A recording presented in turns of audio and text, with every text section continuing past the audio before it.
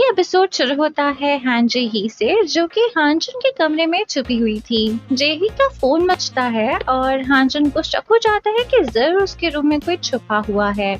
वो फौरन से वहां जाता है, पर जेही उसे किसी कपड़े में फंसाकर भाग जाती है। तो हेलो गाइस, अब वापस आ गए हैं कैफे में नामदाग के न्यू एपिसोड्स की एक्सप्लेनेशन के साथ।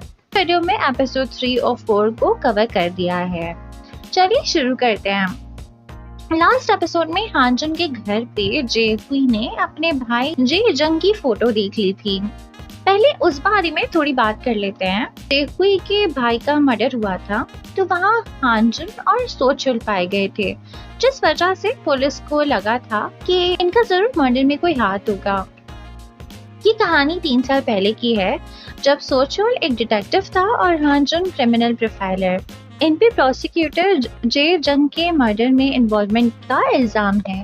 सोचुल को जॉब से निकाल दिया जाता है और हांजन को पुलिस जेल में डाल देती है। इंटरनल इंस्पेक्टर किसी आदमी के कहने पे हांजन के खिलाफ झूठे सबूत बनाकर उसे कल्प्रिट प्रूफ कर देता है।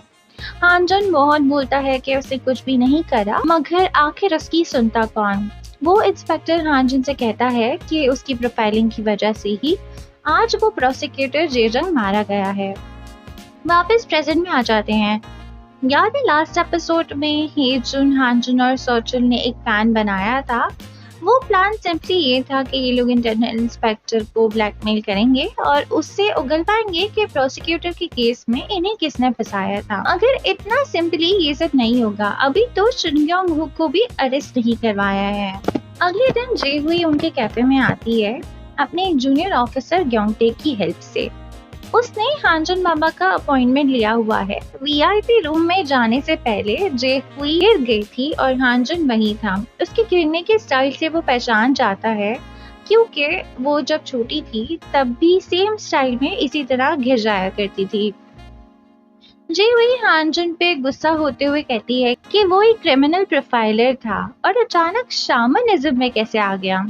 इस बात को एक्सप्लेन करने के लिए हमें एक फ्लैशबैक दिखाया जाता है, जिसमें पता चलता है कि कैफे मेनांगडांग का आखिर ओरिजिन क्या है।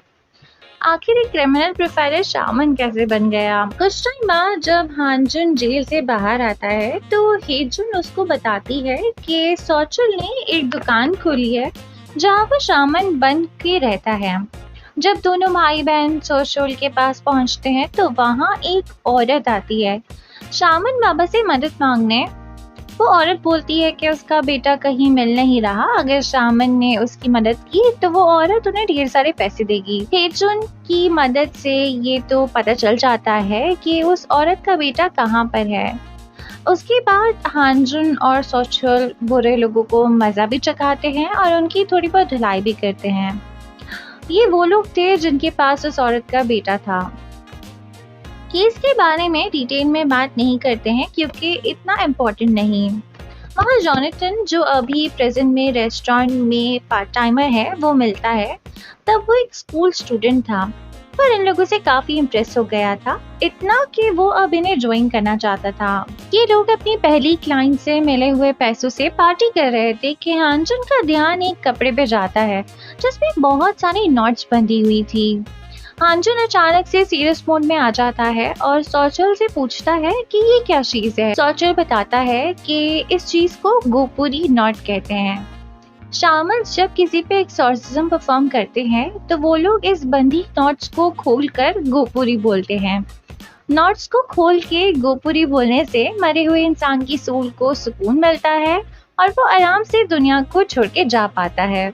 हांजन सबको बताता है कि जब प्रोसिक्यूटर जे जोंग का मर्डर हुआ था, तो कल्प्रिट के हाथ में ये गोपुरी नॉट थी और उसे इसी नॉट को यूज करके मारा गया है। जिस इंसान ने भी प्रोसिक्यूटर को मारा था, वो या तो शामन था या शामनिज्म से इंस्पायर्ड है। हांजन कहता है कि अगर वो शामन बन गया तो वो आदमी शायद एक दिन खुद चलकर हांजन के पास आ जाए। ऐसे बनती है टीम मेनामडांग। ये लोग एक कैफे लेते हैं और वहाँ एक वीआईपी रूम रखते हैं, जहाँ सारे अमीर लोग अपने मसले लेकर आते हैं और ये शामन बाबा हांजन उनके मसलों को सॉल्व करते हैं। असल में ये मसले प्रॉपर इन्वेस्टिगेशन करके सॉल्व किए जाते हैं, मगर क्लाइंट्स को क्या पता। उन्हें लगता है कि शामन बाबा अपने स्पिरिट से बात करते हैं और इसी एबिलिटी के जरिए वो इन सबको सॉल्व कर देते हैं। Back to the present day, cafe में नामदांग में आई जे हुई हांजन को ब्लेम करते हुए कहती है कि उसकी वजह से प्रोसिक्यूटर मारा गया, मगर हांजन कहता है कि उसका कोई कसूर नहीं था, उसे फंसाया गया था, तो वो भी गिल्टी रहकर सारी जिंदगी नहीं गुजार सकता। जेहुई वहाँ से गुस्से में चली जाती है और दोवोन को फोन करके बताती है कि हांजन एक शामन बन गया है। केस पे वापस आए तो लास्ट एपिसोड में हम शिन योंग हू, जो कि एक बड़ी होटल का वाइस चेयरमैन है, उसके केस पर थे। पिछले एपिसोड में बात हुई थी कि उसने एक आदमी का एक्सीडेंट कर दिया था और पास में एक औरत का मर्डर भी करा है। असल में नामदांग टीम शिन की वाइफ के लिए काम कर रही थी ताकि उसके हस्बैंड को होटल से निकलवा कर शिन की वाइफ को ही वाइस चेयरवुमन बनाया जा सके। इनके प्लान के अकॉर्डिंग होटल की सीईओ इंटरनल इंस्पेक्टर, जिनसे हांजन लोगों का पुराना ग्रज है, उसे अच्छे पैसे ऑफर करती है और शिन के खिलाफ उस इंस्पेक्टर के पास जो भी सबूत थे वो लाने को बोलती है। यही है जो इंटरनल इंस्पेक्टर के फोन को भी हैक कर चुकी थी। नामदांग टीम को पता चलता है कि शिन योंगहू ने इंटरनल इंस्पेक्टर को कॉल करके धमकाया है और प्रूफ्स को एक विला में लेकर आने को कहा है। इतने में टीम में नामदांग भी विला के लिए निकल जाती है। इस बार जॉनथन भी साथ चल रहा था क्योंकि अब वो 18 का हो चुका है। जेही भी दोवोन के साथ में नामदांग टीम का पीछा करती है। उसे उस एक्ट्रेस का फोन आता है जो शिन योंगहू के साथ थी जब उसने बाइकर लड़के का एक्सीडेंट कर दिया था। वो बताती है कि शिन ने कैसे प्रूफ्स मिटाए और अभी वो कहाँ मिलेगा। वो एक्ट्रेस जेहुई को वेला का एड्रेस देती है। जेहुई को पता चलता है कि असल में वो वेला की ही जमीन पर ऑलरेडी पहुंच चुके थे, नामदांग की टीम को फॉलो करके। दोवोन की हेल्प से वारंट भी आ जाता है। ये दोनों शिन को अरेस्ट करने वेला के अंदर जा रहे थे कि जंगल की तरफ से आवाज आती है। जेहुई और दोवोन आवाज को फॉलो करते हैं और वहाँ हांजन और सोचुल खुद भगाने वाला डांस कर रहे थे। वो लोग ऐसा इसीलिए कर रहे थे ताकि पुलिस को उन पे शक ना हो। पुलिस टीम फाइनली शिन को अरेस्ट कर लेती है और उन्हें वो प्रूफ भी मिल जाते हैं, जिससे ये प्रूफ होता है कि लास्ट एपिसोड में हम जिस औरत के मर्डर की बात कर रहे थे वो शिन ने ही किया है।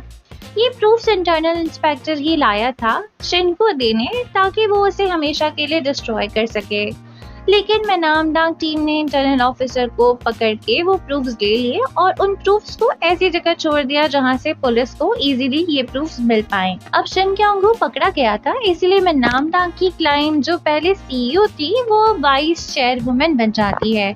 हांजन को उसकी मदद करने के लिए बहुत सारे पैसे देती है और शादी के लिए प्रपोज भी करती है। ये औरत तो हांजन के लिए कुछ ज्यादा ही सीरियस हो गई है। हांजन वहां से निकल लेता है और वो पैसे एक्सीडेंट वाले विक्टिम की वाइफ को दे देता है जिसका शिन ने एक्सीडेंट करा था। हांजन एक सीन में जेहुई के भाई की फोटो को देखते हुए बोलता है कि वो उसके मर्डरर को ढूंढ के ही रहेगा। एक्चुअली जेहुई का भाई प्रोसिक्यूटर जे जंग वो हांजन का अच्छा दोस्त था, इसीलिए हांजन उसके मर्डरर को पकड़ना चाहता है, सिर्फ इसीलिए नहीं क्योंकि उसको फ्रेम किया गया था। Finally internal inspector team Namdang के हाथ आ गया था। हांजन इंस्पेक्टर से कहता है कि अगर उसने नहीं बताया कि हांजन और सोचुल को 3 साल पहले प्रोसिक्यूटर के मर्डर में किसने फंसाया था, तो वो पुलिस को उसके सारे क्राइम्स के बारे में बता देंगे। इंस्पेक्टर एक आदमी के बारे में बताता है, मगर जब हांजन और सोचुल उस आदमी के घर पहुंचते हैं तो वो मर चुका था।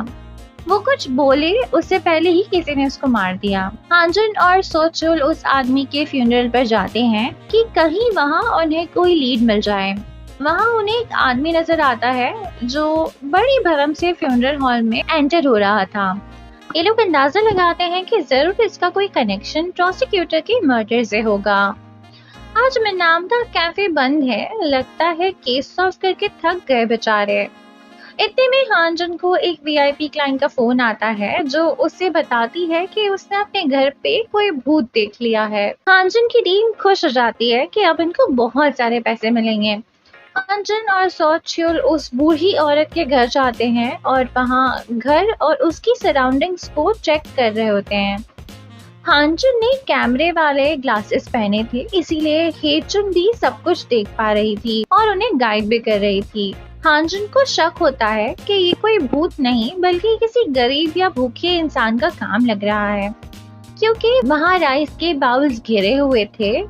वो सोचुल को भी यही बताता है। हांजुन सोचुल से कहता है कि अगर कोई मडी स्मेली फुट्स के निशान दिखें तो वो उसे फॉलो करे। सोचुल को निशानात दिख जाते हैं और वो लड़का भी जिसके पैर से ये निशानात बने थे। सोचुल उसे पकड़ता है, एक औरत देख लेती है और पुलिस को बुला लेती है। पुलिस में जेहुई और उसका पार्टनर आए थे और वो लोग सोचुल को किडनैपर समझते हैं।